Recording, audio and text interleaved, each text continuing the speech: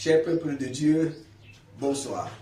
Bienvenue à cette nouvelle section d'enregistrement de notre programme Sois fécond. Je reprends Sois fécond.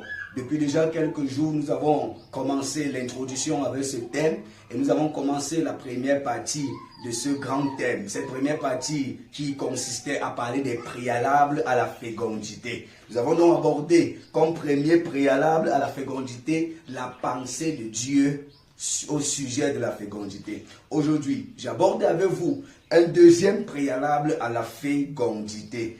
Le thème d'aujourd'hui est l'intimité dans la fécondité.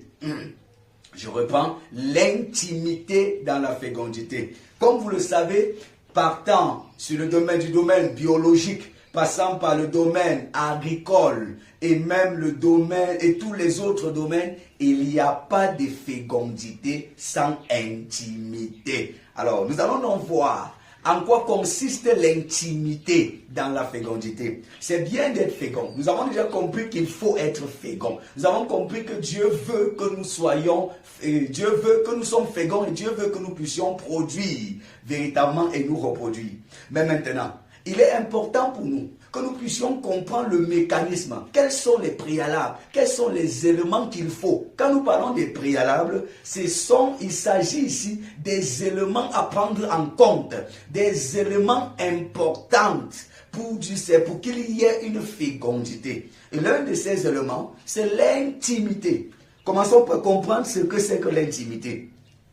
Mais bien aimé dans le Seigneur, l'intimité ici renvoie à ce qui est intime, renvoie à ce qui est caché, renvoie à une proximité, renvoie à une relation particulière, renvoie à quelque chose de secret. Quand on parle d'intimité, on fait allusion à quelque chose d'intime, de proche, quelque chose de secret. Alors, dans le développement de cet enseignement, nous verrons donc la place de cette intimité. L'intimité dans la fécondité. Je voudrais commencer par nous lire un passage biblique, le psaume 128.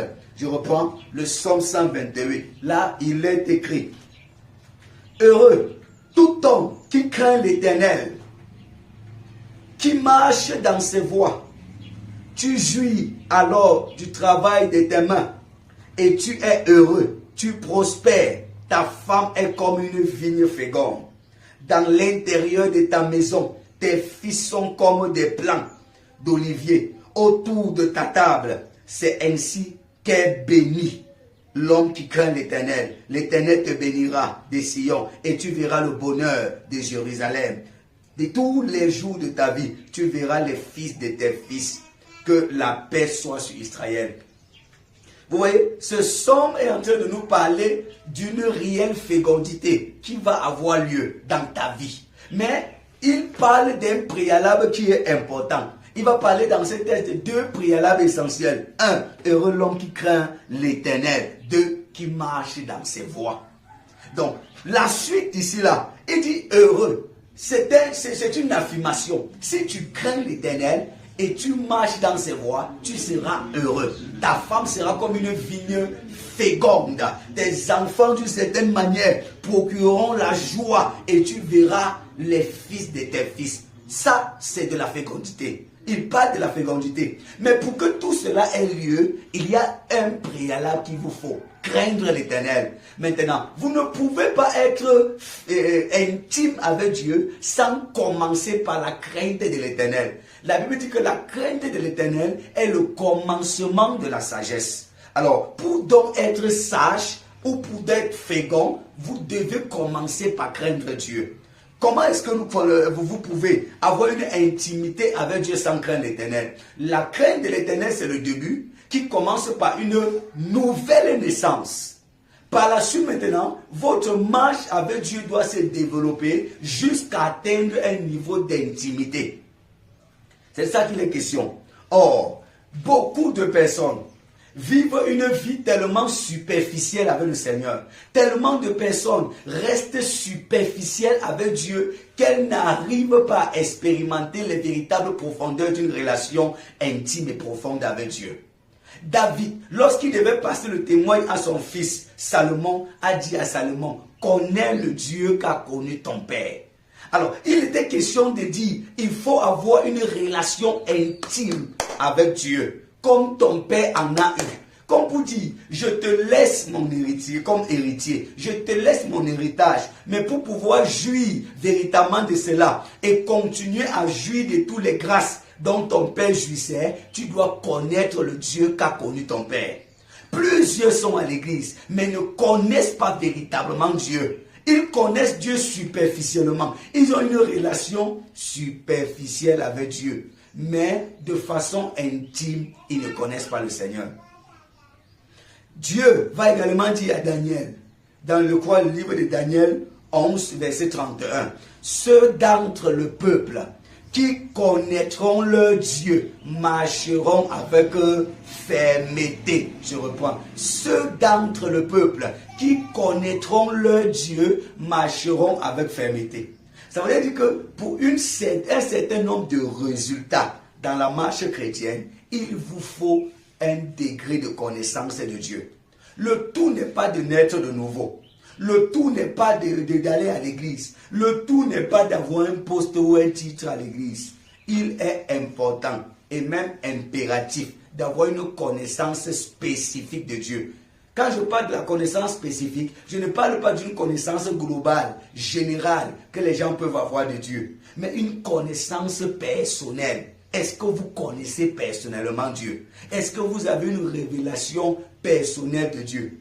Vous savez, quand les gens, Jésus s'est entretenu avec la femme samaritaine et que le peuple, la Samarie est venu à Jésus, à un moment ils ont dit, nous n'avons pas cru. Parce que nous sommes d'abord venus parce que tu nous as dit. Mais maintenant nous croyons parce que nous-mêmes nous avons vu. Parfois vous êtes venus à l'église parce que les gens vous ont dit des choses sur Dieu. Ils vous ont dit que Dieu est ceci, Dieu est cela. Mais est-ce que vous avez une intimité avec Dieu? Est-ce que vous connaissez Dieu personnellement? L'intimité, c'est une décision. Vous pouvez décider d'être superficiel avec Dieu. Vous pouvez décider de rester superficiel ou vous pouvez décider d'avoir une relation profonde et intime avec le Seigneur. Notez-le. Ce que Dieu veut d'abord, c'est une vie intime avec nous. Je reprends. Ce que Dieu recherche, c'est une vie d'intimité avec nous et non les serviteurs. Dieu ne cherche pas d'abord les serviteurs. Dieu ne nous a pas d'abord sauvés pour que nous puissions le servir. Dieu ne nous a pas d'abord sauvés pour que nous puissions d'une certaine façon apporter les offrandes. Dieu ne nous a pas d'abord sauvés pour que nous soyons pasteurs, prophètes, apôtres, diacres, anciens. Dieu nous a sauvés pour que nous soyons ses intimes. C'est un peu comme dans un mariage. Quand vous épousez votre femme, vous ne l'épousez pas d'abord pour qu'elle prépare pour vous. Vous ne l'épousez pas d'abord pour qu'elle regarde les enfants ou qu'elle accouche les enfants. Vous ne l'épousez pas d'abord pour que d'une certaine manière, elle vous fasse le marché ou elle vous lave la maison. Sinon, vous aurez pu prendre une ménagère. Mais quand vous épousez votre femme, quand vous vous mariez, c'est parce que vous voulez avoir une épouse ou un époux, une compagne ou un compagnon. C'est parce que vous voulez vivre et expérimenter une intimité avec cette personne. Lisons la Bible. Dans le livre de Marc 3, verset 14 à 15. Marc 3, verset 14 à 15. Là, il est écrit, il en établit 12 pour les avoir avec lui. Il en établit 12 pour les avoir avec lui. Et pour les envoyer prêcher l'évangile. Pour les envoyer prêcher avec le pouvoir de chasser les démons. Donc, ce texte nous donne la principale raison, d'abord, pour laquelle Dieu a établi les 12 apôtres. Il les a établis, pas pour qu'ils aillent prêcher, pas pour qu'ils aillent servir. Il les a établis pour les avoir avec lui. Mais bien aimés, Dieu vous a sauvés, Dieu vous a établis, Dieu vous a cherché, pas pour que vous soyez des serviteurs d'abord, mais pour que vous soyez ses intimes. Il vous a choisi. Dieu nous a choisis parce qu'il veut être avec nous. Il veut passer du temps avec nous. Il n'y a pas de fécondité sans intimité. Donc Dieu nous veut. Dieu veut une intimité avec nous. Observez encore d'une certaine manière. Même sur le plan biologique,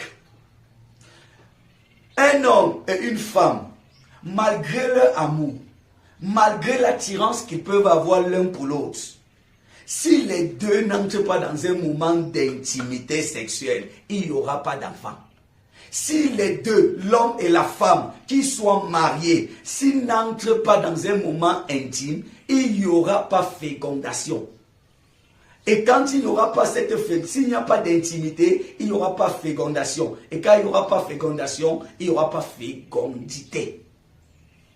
Donc vous voyez que c'est ce rapport intime qui amène d'une certaine façon la sémence de l'homme vers l'ovule de la femme et qui produit d'une certaine façon le fruit. Or, c'est la même chose sur les autres plans. Prenons le plan agricole. Quand vous prenez une graine et que vous la mettez en terre, vous voyez, vous recouvrez la graine. Quand vous recouvrez la graine, pendant qu'elle n'est plus vue, elle n'est plus connue, elle est dans un moment intime avec la terre. La graine devient en ce moment comme une sémence et la terre devient comme l'ovule. Et c'est là qu'il y a fusion entre la graine qui est la sémence et la terre qui est l'ovule. C'est cela qui se passe. C'est cette fécondation qui se passe afin que véritablement les fruits commencent à sortir de là. Donc, dans tous les domaines, pour que vous puissiez produire des fruits, vous devez avoir une intimité. Avec Dieu, c'est la même chose. Vous voulez enfanter des visions, enfanter des rêves, enfanter des destinées. Vous avez des grandes destinées sur vous. Vous avez des grands rêves à accomplir. Mais tant que vous n'entrez pas dans l'incubateur, tant que vous n'entrez pas avec Dieu, pour qu'il lui-même vous féconde afin que vous puissiez être enceinte d'une vision, enceinte des entreprises, enceinte de cette destinée et que vous puissiez l'enfanter, tant que vous n'avez pas un temps d'intimité, il n'y aura pas ça. Et nous devons le savoir. Beaucoup de personnes veulent expérimenter des grossesses. Beaucoup de personnes, vous ne pouvez pas être une femme, vous voulez expérimenter une grossesse et vous fuyez l'intimité avec votre mari. Ça ne marchera pas. Vous ne pouvez pas vouloir que Dieu vous enfante dans des visions, que Dieu dépose des rêves dans vos cœurs, qu'il dépose des entreprises dans vos cœurs, qu'il dépose des destinées dans vos cœurs, qu'il dépose des projets quand vous fuyez des moments d'intimité. Écoutez, c'est pourquoi si vous ne transpirez pas en secret, vous ne serez pas inspiré en public. Je reprends. Si vous ne transpirez pas en secret, vous ne serez pas inspiré en public. Je me rappelle, il y a cela 2 jours, je devais enseigner quelque part dans une paroisse. J'avais pris le temps en journée de bien préparer l'enseignement, de bien préparer dans un cahier. Et le soir, quand je devais aller enseigner, j'ai confondu le cahier où il y avait la préparation de mon enseignement. Et j'arrive, pendant le moment de louange, je ne me suis pas rendu compte. Jusqu'au moment où on me passe la parole, je prends la parole et je me rends compte que mon cahier, le cahier que j'ai, n'est pas le cahier dans lequel il y avait l'enseignement préparé. Je devais faire comment devant les gens. Mais comme j'avais transpiré dans le secret, dans la préparation, j'avais la capacité d'être inspiré en public. Et j'ai simplement continué à développer l'enseignement comme si j'avais le support entre mes mains.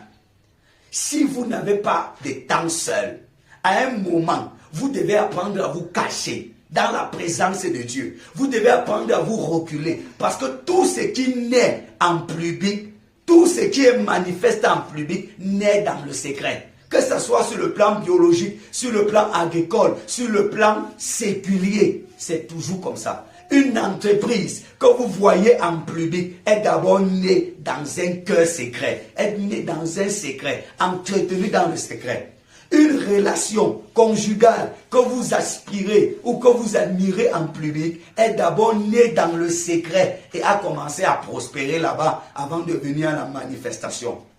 Beaucoup de gens n'arrivent pas à réaliser certains projets parce qu'ils n'arrivent pas à gérer la partie intime. Ils n'arrivent pas à gérer la phase de l'intimité. Il y a d'abord un moment d'intimité. Les maisons même que vous voyez construites ont d'abord été conçues dans le secret. C'est pourquoi il y a ce qu'on appelle le bureau d'études. Où dans le bureau d'études, on conçoit la maquette. Dans le bureau d'études, on conçoit comment est-ce qu'on va réaliser du début à la fin avant d'aller à la manifestation. Il ne peut pas avoir de chef chantier s'il n'y a pas eu d'architecte derrière. Il ne peut pas avoir un chantier visible sans un bureau d'études à l'extérieur. Et ça, c'est l'intimité. Qu'est-ce que j'ai envie de dire? C'est que la vie physique n'est que la manifestation de la vie intime. Vous allez toujours être le reflet de votre vie intime. Si votre vie intime, votre intimité avec Dieu n'a pas suffisamment de poids, vous n'allez pas pouvoir avoir une vie secrète, une vie physique qui a du poids. Mais bien aimé dans le Seigneur, beaucoup de personnes veulent peser sur le plan physique, mais spirituellement n'ont aucun poids. Or, comment vous allez pouvoir manifester une puissance sur le plan physique alors que dans le secret de l'intimité, vous ne valez rien? Beaucoup de personnes font tellement de bruit dans le physique alors que dans l'intimité, il n'y en a rien.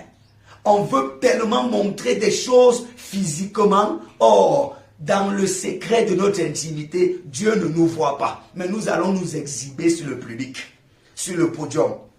Lorsque nous parlons d'intimité, je voudrais aborder avec vous ici là 3 dimensions de l'intimité. 3 dimensions de l'intimité.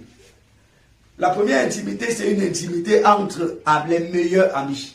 Vous savez, lorsque vous rencontrez des personnes, vous devenez d'abord amis. Et puis après, parmi vos amis, il y a des meilleurs amis avec lesquels vous partagez tout et rien. Vous vivez un certain nombre de choses, de complicité et bien d'autres. Ouvrons la Bible dans Exode 33, versets 9 à 11, pour découvrir cela. Exode 33, versets 9 et 11. Là, il est écrit. Et lorsque Moïse était entré dans la tente, non, verset 11, autant pour moi. L'Éternel parlait à Moïse face à face comme un homme parle à son ami. L'Éternel parlait à Moïse face à face comme un homme parle à son ami. Ça me donne de comprendre que Moïse avait un degré d'intimité avec Dieu qui l'amenait à parler avec Dieu face à face, comme un homme parle à son ami. Or, cette intimité est née et a grandi et a été entretenue. Ça ne vient pas au hasard. Si Moïse a une intimité pareille avec Dieu, nous pouvons aussi l'avoir. Nous pouvons aussi l'avoir. Il est bon pour nous de développer cela. Ça, c'est le premier niveau d'intimité. L'intimité des meilleurs amis. Ou au point où vous puissiez vous parler. Dieu vous puisse parler avec vous. Vous savez, quand Dieu devrait détruire Sodome et Gomorrhe, il s'est dit, est-ce que je peux faire une telle chose sans annoncer à mon ami Abraham? À mon ami Abraham. Quand vous devenez intime de Dieu, il ne vous cache pas ses secrets. Il vous donne ses secrets. Il dépose dans vos cœurs les secrets. Et c'est comme ça qu'il dépose des visions que vous allez engendrer. Quand vous sortez des temps d'intimité avec Dieu, vous allez maintenant engendrer cela à la place publique. Mais le niveau d'intimité de meilleur ami a une limite. Quand vous avez fini une intimité d'amis, il y a une autre dimension. Vous pouvez avoir des meilleurs amis, mais il y a des choses que vous ne pouvez pas faire avec vos amis que vous faites pour vos enfants. Le deuxième niveau de l'intimité, c'est l'intimité parent-enfant. Il y a cette intimité parent-enfant dont c'est le cordon ombilical qui lie cela, qui nous lie.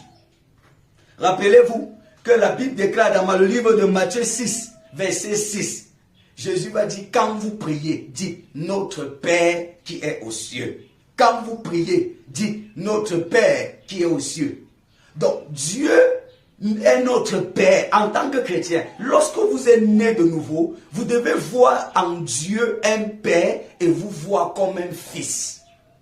Et quand vous voyez comme un fils, c'est cette intimité que vous devez avoir. Être conscient de cette identité et vous approcher de Dieu avec cette foi, avec cette conscience. En vous voyant comme le fils de Dieu. Et quand vous êtes un fils, vous devez savoir que Dieu c'est votre Père. Et vous devez vivre une relation de père et de fils, de père et de fils. Et de cette relation, vous devez recevoir un certain nombre de choses du père pour l'implémenter en tant que fils. Ça, c'est un deuxième niveau d'intimité. Le troisième niveau d'intimité, c'est l'intimité conjugale. Malgré le fait que vous aimez vos enfants et que vous êtes intime avec vos enfants, il y a un niveau, il y a une dimension que vous ne pouvez pas atteindre avec eux. Vos enfants, qu'ils soient vos enfants, quand la nuit vient, chacun part dormir dans sa chambre. Et vous avez votre époux avec lequel vous entrez dans l'intimité. Et c'est de là que sortent les enfants. C'est de là que sortent les enfants. De la même manière, pour être fécond et pouvoir engendrer, vous devez avoir des temps de parole, d'intimité avec Dieu, dans la parole de Dieu. Dans les Écritures, vous dépendez des Écritures. Vous avez des temps où vous étudiez, où vous avez des temps de prière, où vous êtes seul à seul avec Dieu. Nous sommes dans un contexte où les gens veulent trop se présenter au public sans avoir une vie intime. Devant les gens, nous voulons pleurer, nous mettre à genoux, faire beaucoup de choses, des éléments que nous ne faisons pas dans nos moments d'intimité. Écoutez, tout ce que vous faites souvent en public, et que vous ne les faites pas dans vos moments secrets avec Dieu, ça devient le one-man show et simplement du théâtre. Dieu vous veut dans son intimité. Parfois Dieu nous attend dans son intimité pour déposer des choses dans nos cœurs, pour nous donner des orientations. Mais nous sommes tout le temps en train de poursuivre le public, la foule, le public. Si vous fuyez l'intimité, il n'y aura pas fécondité. Si vous fuyez l'intimité avec Dieu, il n'y aura pas fécondité. Sans intimité, il n'y a aucune fécondité. Or, c'est pendant que vous serez dans l'étude de la parole que Dieu, au travers de la sémence, va vous enfanter et va permettre que vous soyez fécondés pour pouvoir d'une certaine façon produire du fruit. C'est pendant que vous serez dans les temps de retraite, dans les temps de secret, que vous allez recevoir des choses de Dieu et que vous allez aller manifester cela. Tout ce qui existe sur le plan physique et matériel tire son essence dans l'intimité. Entreprise, voiture, maison, église, ministère tirent leur énergie dans l'intimité. Retournez dans l'intimité. Et vous sortirez de là étant fécondé. Et vous porterez du fruit. Que Dieu vous bénisse. Shalom.